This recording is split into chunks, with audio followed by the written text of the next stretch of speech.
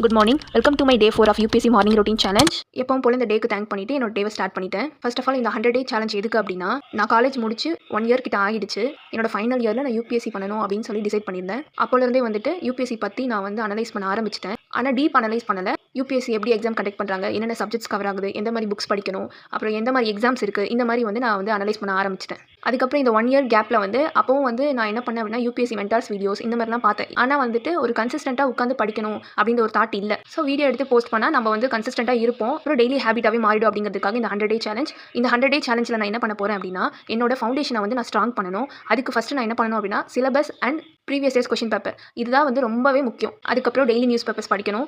So இதை வந்து எப்படி நியூஸ் பேப்பர் அனலைஸ் பண்ணுறது, அப்புறம் ஆப்ஷனல் சூஸ் பண்ணுறது, அதுக்கப்புறம் மெயின்ஸில் எஸ்ஏ ரைட்டிங் வந்து ப்ராக்டிஸ் பண்ணுறது, சிசெட் ப்ராக்டிஸ் பண்ணுறது, இதெல்லாம் வந்துட்டு இந்த 100 டே சேலஞ்சில் இன்க்ளூட் ஆயிருக்கும். இன்னைக்கான journal history NCERT chapters with map, mains practice and current affairs. உங்கள் மார்னிங்ஸ் எப்படி போகுதுன்னு